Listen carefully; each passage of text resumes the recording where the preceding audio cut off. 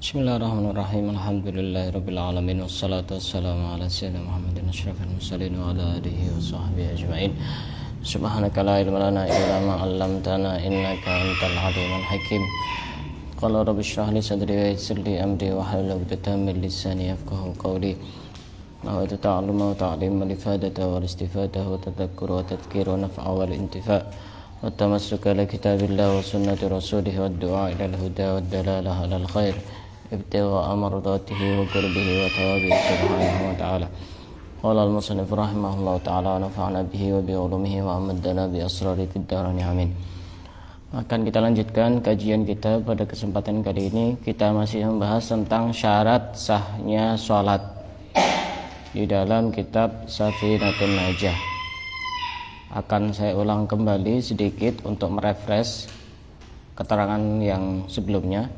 Syarat sah sholat ada berapa? Ada berapa? 4. Ada 8. Yang pertama apa? Suci dari 2 hadas kecil dan hadas besar. Orang kalau hadas, baik hadas kecil maupun hadas besar, tidak boleh untuk sholat. Kemarin ada contoh orang yang tidak bisa wudhu, tidak bisa tayamum, tetap wajib sholat. Contohnya di dalam kendaraan. Orang di dalam kendaraan itu wajib sholat. Wajib sholat. Tidak bisa wudhu, tidak usah wudhu. Tidak bisa tayamum, tidak usah tayamum. Itu namanya sholat lihormatil waktu, untuk menghormati waktu. Asal dia tidak jamak, asal dia tidak qashar. Kalau jamak qashar kan otomatis dia bukan tidak sholat, tapi sholatnya dipindah di waktu yang lain. Tapi kalau misalkan contoh pergi ke Surabaya dari Besuki, berangkat jam 3 malam pakai kendaraan bis misalkan, dan waktu subuh supirnya tidak berhenti. Itu jangan kita sampai menggampangkan, oh nanti kodok saja ketika sudah nyampe tujuan. Tidak boleh, dosa. Betul sholatnya gugur karena dikodok, tapi dia dosa karena tidak sholat waktu itu. Wajib sholat. Kalau tidak memungkinkan berhenti, dia wajib sholat di kendaraan, walaupun tidak pakai wudhu, walaupun tidak pakai tayamum, walaupun pakaiannya najis. Itu namanya sholat faqidut tahurain. Boleh, tapi nanti dengan catatan sholatnya wajib untuk diulang. Yang penting dia tidak dosa. Sholatnya bagaimana? Ya sebisanya.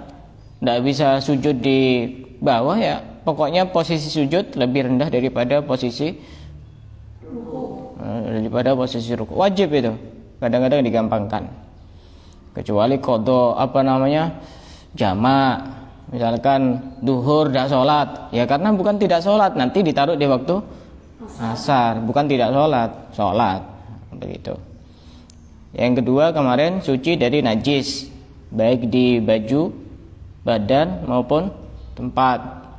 Badan ini termasuk kalau di dalam sholat, kemarin sepertinya belum saya jelaskan, terlewatkan itu, termasuk yang di dalam mulut dan di dalam hidung. Ini termasuk juga harus suci. Misalkan ada orang sholat, sebelum sholat dia mimisan. Ini kalau tidak dibersihkan dan masih ada pas waktu sholat, ini sholatnya batal karena ada hal yang najis. Darah itu kan najis. Terus gusinya berdarah, itu juga najis. Kecuali di tengah-tengah sholat, itu dia mimisan. Dan asal mimisannya itu tidak netes sampai keluar, cukup di dalam, tidak masalah. Atau gusinya itu dia berdarah, asal tidak ditelan dan memang sudah berusaha sekuat tenaga, ya tidak masalah. Tapi kalau tetap dibiarkan, dia bisa untuk membuang, maka sholatnya batal. Coba sekarang saya tanya ya, merefresh yang kemarin itu. Di sini najis adalah, yang dimaksud najis adalah najis yang tidak dimakfu. Kalau najis itu dimakfu, maka ya tidak membatalkan sholat. Nah kemarin saya jelaskan bahwasanya Najis itu ada 4 pembagian. Dilihat dari dima'fu itu dimaafkan, dimaklumi, tidak apa ya, dia tetap najis tapi dimaklumi, tidak dianggap masalah begitu. Ada najis itu yang dimaafkan di badan dan di baju, tapi tidak dimaafkan di air. Contohnya apa? Darah. Darah. Contohnya darah. Misal contoh ada orang sholat, kemudian tangannya ada yang luka, karena gerakannya menggesek-gesek, akhirnya ini keluar darah. Maka seperti itu termasuk najis yang dimakfu, yang dimaafkan. Jadi sholatnya tidak batal. Tapi kalau darah ini, ya tidak harus darah yang ini. Tapi kalau ada darah masuk ke air dan airnya kurang dari 2 kulah, berubah ataupun tidak berubah, maka najis. Tidak dimakfu di air, tapi dimakfu di badan dan di pakaian. Termasuk juga ketika ada nyamuk yang gigit pada saat sholat, itu juga harus diperhatikan. Bisa batal, bisa tidak batal sholatnya. Kalau misalkan ada darah nyamuk, kemudian kita tidak merasa, ada nyamuk gigit tapi kita tidak merasa, akhirnya ketika kita itu duduk, darahnya langsung langsung meletus itu. Kalau seperti itu tidak batal, karena darah di dalam bab yang sholat seperti ini tidak membatalkan sholat dengan beberapa syarat. Pertama, tidak sengaja. Berarti kalau misalkan ada nyamuk gigit waktu sholat, kemudian diginikan, keluar darah, batal walaupun sedikit. Biarkan saja, anggap saja sodako, kan jarang sodako. Sodako sama nyamuk gitu. Batal kalau diginikan. Atau ada luka, garuk-garuk seperti ini, batal kalau sampai keluar darah. Nah, ini sedikit mengulang pelajaran yang sudah lama itu. Garuk-garuk di dalam sholat itu ada caranya biar tidak batal.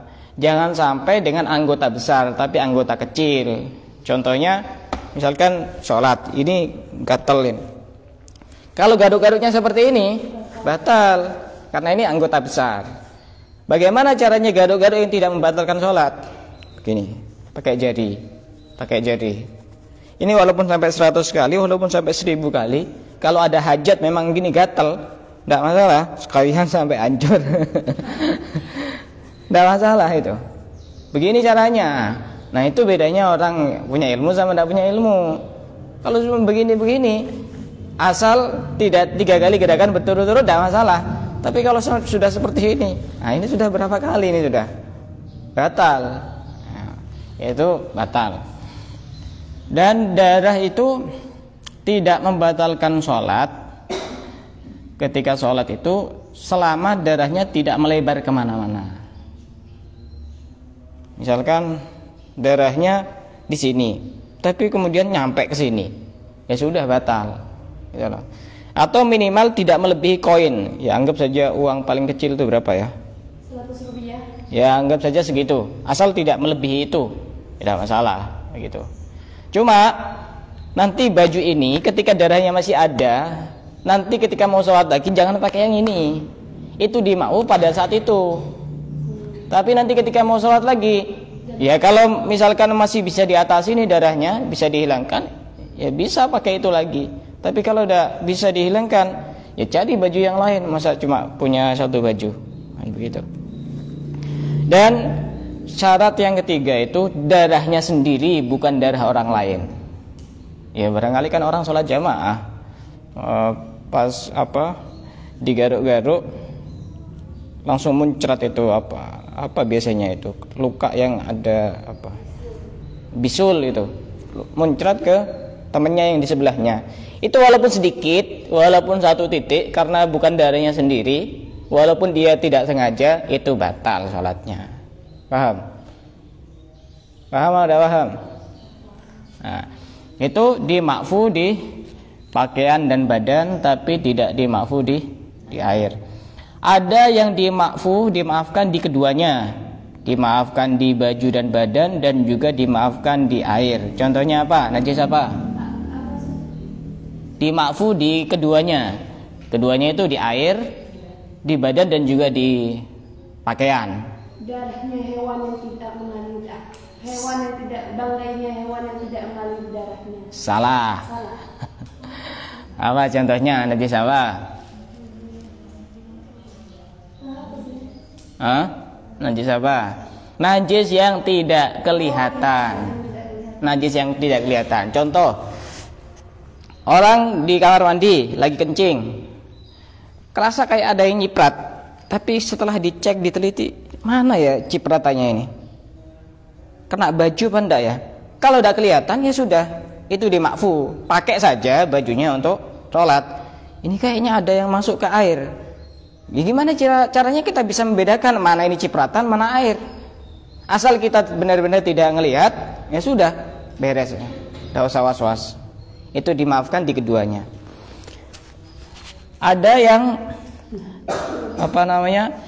dimaafkan di air tapi tidak dimaafkan di baju dan badan. Contohnya apa?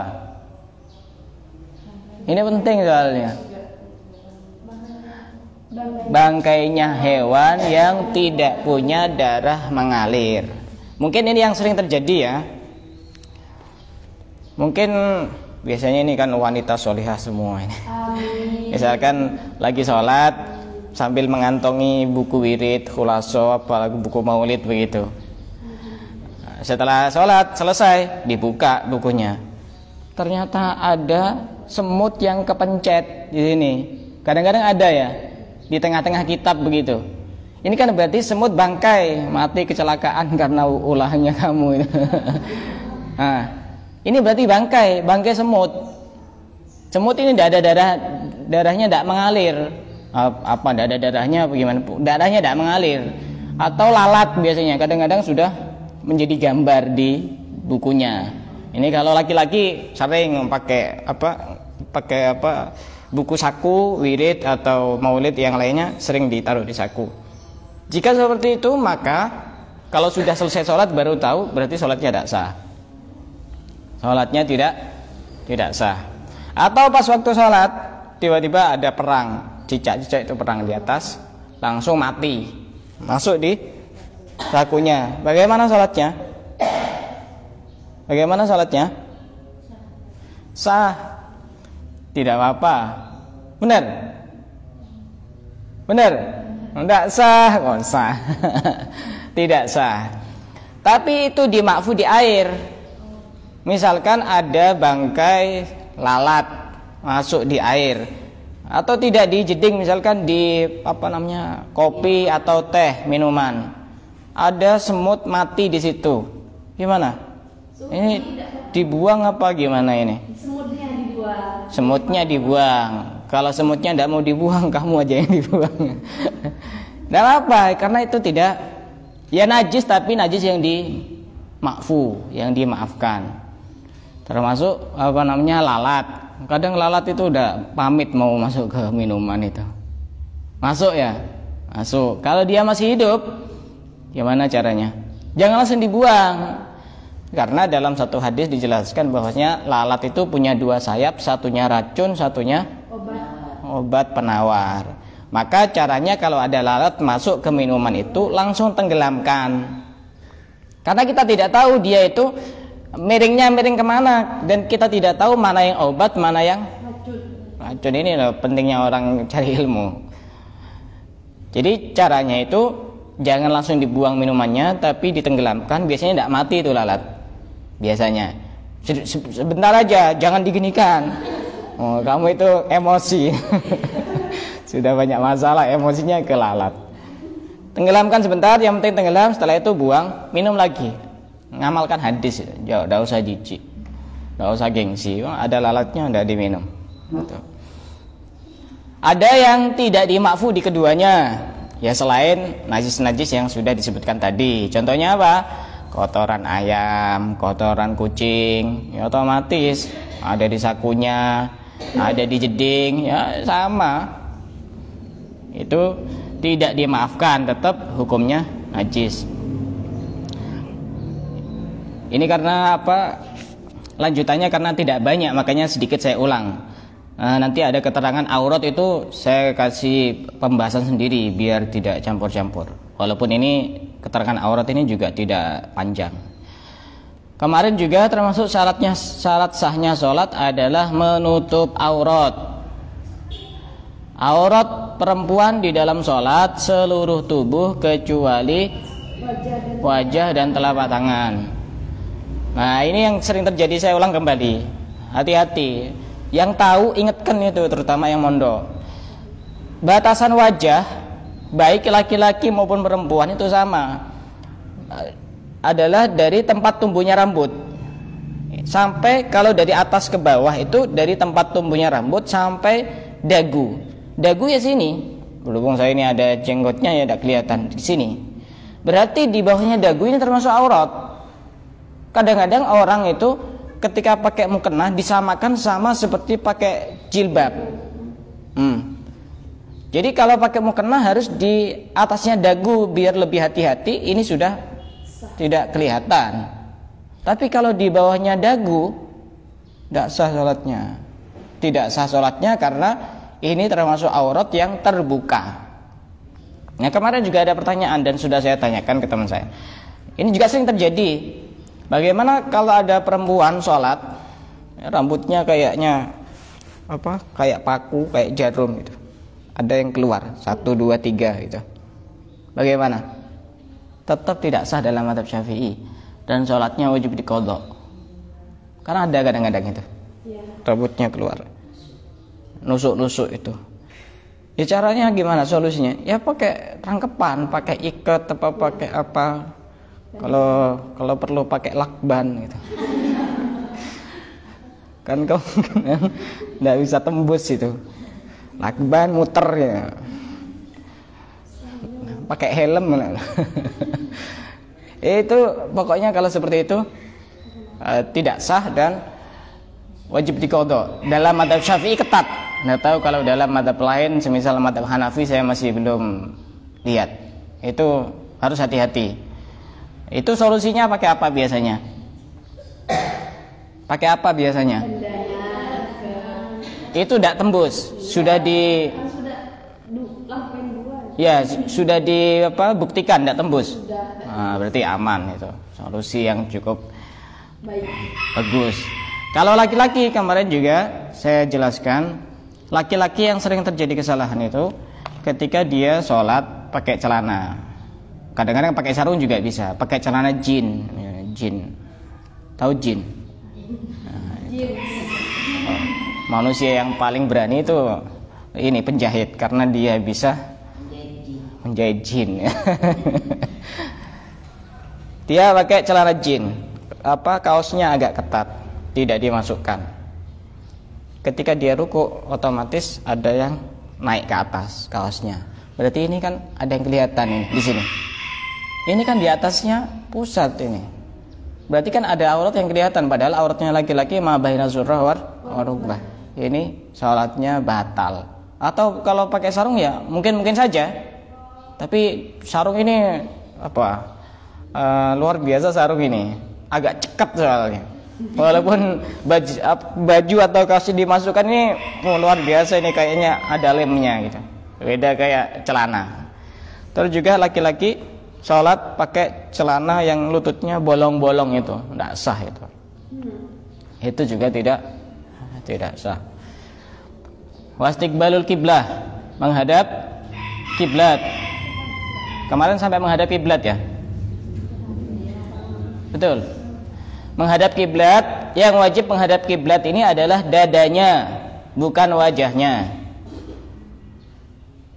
Misalnya ada orang tua ngajak anaknya ke masjid, sambil diawasi khawatir keluar, sambil toleh-toleh karena ada hajat, tidak masalah asal dadanya tetap menghadap kiblat, noleh ke kanan, noleh ke kiri, tidak masalah. Kalau ada hajat, kalau tidak ada hajat batal sholatnya. Walaupun secara ini dia tidak 3 kali gerakan berturut-turut, tapi karena niat main-main, walaupun 1 kali itu batal. Sama seperti tadi itu. Ini mestinya gerakan 1 kali atau 100 kali tidak batal. Tapi kalau begini niatnya adalah main-main, batal walaupun cuma 1 kali. Batal. Dan kemarin ada orang itu sholat ada yang boleh untuk tidak menghadap kiblat. Contohnya apa? Dalam perjalanan kendaraan. Sholat sunnah. Oh iya, sholat sunnah. Sholat sunnah ketika dia mau safar, bepergian. Bepergian ini walaupun bepergian yang qasir, tidak qasar. Qasir itu ya sekitar 2 kilometeran lah. Itu boleh untuk tidak harus menghadap kiblat, boleh. Sholat di atas sepeda motor, di atas sepeda pancal, di atas mobil, boleh. Karena kiblatnya orang musafir ketika dia itu sholat sunnah adalah tujuannya, boleh. Bisa praktek kok, bisa. Sujudnya ya jangan sujud kalau lagi naik sepeda motor, jangan sujud di tempat itunya tempat setir, jangan. Yang penting agak sedikit rendah. Dan pastikan jalanan sepi. Jangan jalanan rame, nanti kamu kecelakaan, bunuh diri itu namanya. Gitu.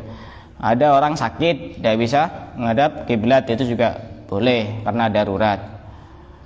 Ada juga orang diikat atau orang disalib, itu kondisi-kondisi yang jarang terjadi, tapi itu masih tetap wajib untuk sholat gitu. Kalau lagi jalan kaki bagaimana? Bepergiannya jalan kaki. Ya tinggal berhenti.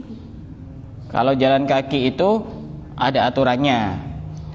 Wajib menghadap kiblat di dalam 4 kondisi. Pada saat takbiratul ihram, pada saat ruku, pada saat sujud, dan duduk di antara 2 sujud. Tapi ini susah prakteknya ini. Misalkan mau ke mana? Pokok perjalanan begitu, jalan kaki. Ini wajib menghadap kiblat di 4 kondisi itu. Sedangkan selain itu ada di 4 kondisi juga boleh, walaupun dia sambil jalan, boleh. Pada saat berdiri, pada saat i'tidal, pada saat tasyahud, dan pada saat salam. Makanya kalau biar lama berdirinya, bacanya baca surat Al-Baqarah begitu. Biar lama, bisa jalannya itu biar bisa lama. Kita akan lanjutkan. Wadukhulul wakti, dan masuknya waktu. Masuknya waktu itu apa? Dengan tanda-tanda yang alamiah. Contohnya misalkan apa? Kalau waktu duhur dengan apa? Tergelincirnya matahari. Waktu maghrib terbenamnya matahari. Waktu subuh terbitnya fajar. Jangan terbitnya matahari. Terbitnya matahari nanti sholat subuhnya jam 5:30 nanti. Terbitnya fajar sodik, itu waktu subuh gitu. Dengan tanda-tanda seperti itu. Atau dengan jadwal di kalender itu juga yang sudah pasti bisa dengan pakai itu. Atau dengan mengikuti orang yang mengetahui tanda-tanda itu. Atau dengan ijtihad. Ijtihad itu contohnya misalkan lampunya listrik padam dan gelap gulita. Biasanya ini kalau maghrib itu suara ayam itu biasanya ada berkokok. Ayam itu hewan yang istiqomah. Pasti sebelum maghrib itu sudah kembali ke kandangnya. Tidak sama kayak manusia. Dia tahu itu waktunya kembali pulang itu. Misalkan listrik padam, kemudian ini hujan, gerimis, gelap. Ini gimana caranya untuk sholat maghrib? Oh, ini biasanya ada ayam berkokok. Maka itu berarti tanda itu. Untuk menentukan waktu isya bagaimana? Oh, biasanya setelah maghrib ini saya baca roti padat, terus saya baca amalan ini, biasanya sudah isya. Ya tinggal dipraktekkan saja. Itu berarti sudah isya. Itu namanya ijtihad. Sekarang gampang sekarang. susah kalau kondisi-kondisi seperti itu ya jarang terjadi. Gitu. Dan di dalam ibadah itu harus memenuhi 2 syarat agar ibadahnya sah. Pertama, dhannul mukallaf, dugaan kita sebagai orang yang mau ibadah. Yang kedua, hakikatul amri, kenyataannya seperti apa. Contohnya begini. Misal ada orang bangun tidur, misalkan tidur malam itu setelah isya, bangun dia langsung mau sholat tanpa lihat jam, tanpa tanya-tanya ini masih waktu subuh atau tidak. Ini walaupun kenyataannya masih waktu subuh, tapi dia tidak berijtihad, tidak ada dugaan bahwa ini sudah masih waktu subuh, maka sholatnya tidak sah. Harus kedua-duanya terpenuhi. Ini kan ya cuma terpenuhi cuma 1. Paham? Kenyataannya memang dia masih di dalam waktu subuh, tapi dia tidak ada dugaan ini masih waktu subuh atau tidak, maka tidak sah. Paham apa tidak paham? Maksudnya kalau mau sholat subuh gitu Ustaz? Ya tidak harus sholat subuh, sholat apa saja itu kita harus ada dugaan ini sudah masuk waktunya atau waktunya masih ada, dan kenyataannya memang ada, harus 2 itu terpenuhi. Tadi itu kan tanpa ijtihad sudah. Bangun tidur, tidak lihat HP, ini jam berapa, tidak tanya-tanya juga kepada keluarganya, pokok langsung sholat. Setelah itu ternyata memang masih di waktu sholat itu, masih di waktu subuh, maka ini tidak sah. Tidak sah, paham? Contoh yang kedua, kebalikannya misalkan. Dia memang bangun tidur, ini contoh yang paling gampang, bangun tidur. Dia bangun tidur, sudah lihat jam dinding itu. Dinding. Kemudian setelah sholat ternyata sudah adzan, sudah masuk waktu yang berikutnya. Maka ini walaupun dugaannya ini benar, tapi karena kenyataannya tidak benar, maka tidak sah. Ternyata jamnya itu sudah dirubah sama anaknya. Ini berarti dugaannya dia menurut dia benar, tapi kenyataannya tidak benar, sudah di luar waktu sholat. Maka ini juga sama tidak sah. Maka harus memenuhi 2 syarat itu. Harus memenuhi 2 syarat itu. Mau sholat harus ijtihad dulu apakah waktunya sudah masuk atau belum, begitu. Harus memenuhi 2 syarat itu. Yang berikutnya, wal ilmu bi fardiyatiha, harus mengetahui bahwa yang dilakukan itu adalah fardu. Yang dilakukan adalah fardu. Misalkan ada orang sholat, ditanya, kenapa kamu sholat?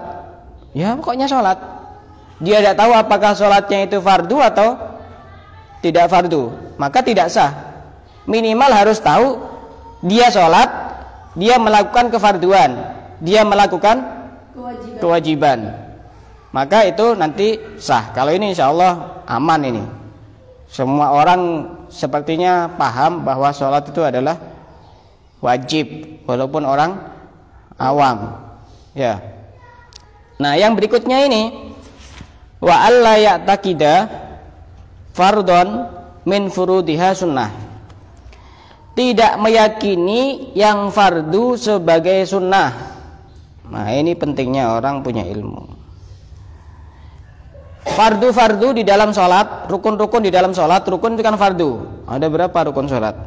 17. Ada yang mengatakan 13, ada yang mengatakan 17. Kalau 13 tuh makninahnya itu digabung. 17, anggap saja 17. Misalkan baca Fatihah hukumnya wajib apa tidak wajib di dalam sholat? Wajib. Ada orang sholat meyakini bahwa baca Fatihah adalah sunnah, tapi dia tetap baca Fatihah, sholatnya tidak sah. Meyakini yang fardu sebagai sunnah. Tasyahud akhir wajib apa tidak wajib? Wajib. Dia tetap baca, tapi meyakini itu adalah hal yang sunnah, maka ini sholatnya tidak sah. Sholatnya tidak sah. Berbeda, ini soalnya nanti akibatnya kalau dia meyakini sunnah, sewaktu-waktu dia akan meninggalkan itu, karena sunnah boleh untuk ditinggalkan. Berbeda jika meyakini hal yang sunnah sebagai wajib, itu tidak apa-apa. Misalnya apa? Misalnya doa iftitah, misalkan kabira walhamdulillahi katsira. Karena saking seringnya dia belajar seperti itu dari kecil, sampai seakan-akan dia meyakini itu adalah hal yang wajib, padahal sunnah. Maka itu tidak ada masalah, tidak sampai menjadikan sholatnya batal atau tidak sah. Atau ini juga ada masalah, kita meyakini bahwasanya di dalam sholat itu ada yang sunnah, ada yang wajib tanpa kita menentukan. Pokoknya di dalam sholat ada yang sunnah, ada yang wajib. Cuma kita tidak memilah dan memilih mana yang sunnah, mana yang wajib. Ini juga masih aman, tidak masalah. Makanya sering saya sampaikan bahwasanya sholat itu gampang sebenarnya, karena bacaan yang wajib di dalam sholat cuma ada 5. Jadi kalau ada orang tidak bisa sholat itu ya bisa jadi orangnya yang tidak mau belajar, bisa jadi gurunya yang kurang paham. Orang belajar sholat itu tidak perlu sampai berhari-hari, 1 jam bisa orang belajar sholat, walaupun sebelumnya tidak pernah bisa sholat sama sekali. Karena bacaan di dalam sholat yang wajib cuma ada 5. Pertama, takbiratul ihram, Allahu Akbar. Ini saya yakin orang sekali diajari dia pasti hafal langsung karena sudah sering mendengar. Kedua, Fatihah. Ini insya Allah orang hafal semua ini Fatihah ini. Ya, walaupun tidak pernah mondok itu. Ini hafal, insya Allah hafal semuanya.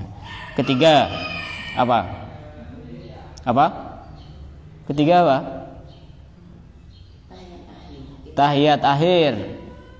Tahiyat akhir itu sampai mana? At-tahiyatul mubarakatuh salawatut thayyibatulillah. Assalamualaikum ayyuhan nabiyyu warahmatullahi wabarakatuh. Assalamu alayna wa ala ibadillahi sholihin. Asyhadu an la ilaha illallah wa asyhadu anna muhammadar rasulullah. Sampai situ. Kemudian sholawat. Ini termasuk rukun. Sholawat ini Allahumma sholli ala sayyidina Muhammad. Sudah sampai situ yang wajib. Setelah itu bacaan sampai innaka hamidum majid itu tidak wajib. Jadi tidak usah heran kalau ada orang yang imami sholat tarawih kok sudah cepat salamnya. Ya karena dia paham mana yang wajib, mana yang sunnah. Saya masih belum selesai kok dia sudah salam. Ya kamu yang tidak paham. Gitu. Kemudian salam, assalamualaikum warahmatullahi. Ini sudah cuma 5 ini yang wajib. Jadi orang pertama kali belajar sholat tidak usah disuruh hafalan doa iftitah, terus Rabbana lakal hamdu mil'us samawati wa mil'ul ardi wa mil'u ma syi'ta min syai'in, tidak usah. Sementara bacaan-bacaan ketika ruku tidak wajib. Kita pun seandainya sengaja pun tidak batal sholatnya. Bacaan-bacaan di dalam sujud itu juga tidak wajib. Bacaan duduk di antara 2 sujud itu juga tidak wajib. Kan habis semuanya. Baca surat setelah baca Fatihah itu juga tidak wajib. Gampang orang sholat. Bisa 1 jam bisa belajar sholat. Nanti sambil bertahap diajari hal-hal yang sunnah. Maka di sini sama seperti wudhu juga sama seperti itu. Meyakini hal yang sunnah, meyakini hal yang fardu sebagai sunnah itu juga bisa menjadikan wudhunya tidak sah. Contohnya apa? Misalkan saya pernah soalnya mendengarkan ceramah seorang ustadz yang viral yang terkenal di YouTube. Katanya, ya tidak saya sebut namanya. Katanya mengusap sebagian rambut kepala ini hukumnya sunnah. Padahal itu termasuk wajib fardunya wudhu. Ini bisa membatalkan wudhu ini, otomatis sholatnya tidak sah. Yang sunnah itu ini mengusap telinga. Kalau kita meyakini mengusap telinga wajib, tidak masalah. Meyakini yang sunnah sebagai yang wajib, tidak masalah. Tapi kalau ini fatal ini, ada di YouTube subscribernya jutaan, viewernya juga banyak. Tapi dia punya pendapat seperti itu, ini hukumnya sunnah. Sejak kapan jadi sunnah? Nah, itu termasuk meyakini hal yang fardu sebagai sunnah, itu bisa menjadikan sholatnya tidak sah. Kemudian yang ke berapa? 8 ya. Yang ke-8, wajtinabul mubtilat, menjauhi hal-hal yang membatalkan sholat. Ini nanti ada pembahasan khusus, ini tidak dijelaskan di sini. Pengarang kitab cuma menjelaskan menjauhi hal-hal yang membatalkan sholat. Ya, satu contoh misalkan tadi itu 3 kali gerakan berturut-turut itu bisa membatalkan sholat. Nanti ada pembahasan khusus perkara-perkara yang membatalkan sholat. Kalau tidak salah ada 14 apa ada berapa, ada di sini nanti di pembahasan yang setelahnya, setelah rukun sholat, insyaallah nanti ada pembahasannya sendiri. Al-ahdatsu isnani asgharu akbar. Hadas itu ada 2, kecil dan besar. Ini sudah maklum ini. Hadas kecil mewajibkan wudu, hadas besar mewajibkan mandi. Fal asgharu ma aujabal wudu wal akbaru ma aujabal ghusla. Hadas kecil mewajibkan wudu, sedangkan hadas besar mewajibkan mandi. Dan pada pertemuan yang berikutnya hari Sabtu yang akan datang kita akan bahas tentang aurat laki-laki di depan laki-laki, aurat laki-laki di depan perempuan, aurat perempuan di depan laki-laki, aurat perempuan di depan perempuan, aurat perempuan di dalam sholat, aurat perempuan di luar sholat. Itu insyaallah akan kita bahas pada pertemuan yang akan datang. Dari sini ada yang mau ditanyakan? Silakan. Ya, silakan. Tadi katanya Ustaz, kalau belajar sholat itu cuma sebentar. Tapi itu tetap digerakkan, dilakukan itu Ustaz. Kayak ruku. Oh iya. Walaupun tidak membaca. Iya, walaupun tidak membaca, tidak masalah. Misalkan kita lagi keburu-buru, ya sekali-kali diamalkan, tidak apa-apa, sekali-kali. Tidak, maksudnya kan mau mengajari orang yang sudah tua-tua gitu Ustaz, kan Iya, tetap. Artinya begini loh. Kenapa yang saya sebutkan adalah rukun-rukun qauli, rukun-rukun yang berupa ucapan? Karena rukun-rukun yang berupa fi'li, perbuatan itu kemungkinan bisa. Anak kecil saja bisa kok. Jungkar-jungkir, ruku, itidal, sujud, duduk di antara 2 sujud itu gampang kalau seperti itu. Mungkin yang jadi PR kan cuma bacaan-bacaan itu. Orang itu tidak bisa sholat, tidak sholat, bisa jadi dia itu membayangkan, oh sholat itu bacaannya banyak, begitu. Ini juga PR bagi ustadz-ustadz, tokoh-tokoh agama, tokoh-tokoh masyarakat. Sholat itu gampang. Makanya kita itu harus mengajak orang itu sholat. Jangan-jangan teman kita tidak sholat itu karena membayangkan, oh sholat ini susah, bacaannya banyak. Padahal cuma 5 tadi itu. Insya Allah kurang dari 1 jam itu bisa. Tinggal menghafalkan tasyahud akhir tadi itu. Kalau orangnya cerdas, bisa jadi setengah jam bisa sholat dia. Kalau cuma gerakan itu gampang. Anak kecil saja bisa. Dan saya yakin dia juga sering melihat gerakan-gerakan orang sholat. Gampang kalau cuma gerakan itu, gampang. Tetap wajib, kecuali dia sakit, ya sebisanya dia. Nah, kecuali dia sakit maka sebisanya. Ada yang lain? Saya ingatkan kembali, ini juga sering terjadi salah paham. Kemarin sudah saya singgung bahwa tempat yang digunakan sholat yang wajib suci itu adalah yang bersentuh, yang artinya ketika kesentuh oleh tubuh kita ataupun baju kita itu semuanya wajib suci. Kemarin kan saya contohkan. Ini soalnya kadang orang tidak paham. Misalkan saya sholat di sini, pas di sini ada kotoran ayam begini, seukuran HP. Ini kan besar ini. Pas saya sujud di sini di bawah ini mulut saya ini, di bawah hidung saya ini. Tapi tidak nempel. Ini sholatnya sah ini. Karena dia tidak nempel ke najis itu. Kecuali langsung dipencet begini atau ditempelkan hidungnya begitu. Kan menempelkan hidung di dalam sujud itu kan tidak wajib dalam mazhab Syafi'i. Ini hidungnya tidak nempel, tapi di bawahnya hidung itu ada kotoran, ini juga tidak masalah, sholatnya tidak batal. Sholatnya tidak batal. Atau begini, ini di sela-sela ini ada kotoran semua ini, kotoran yang tidak dimafu, maka ini juga sama, kecuali langsung begini. Jadi bukan urusan badan saja, tapi kena baju juga sama. Paham? Jadi gampang kok, sholat tuh gampang.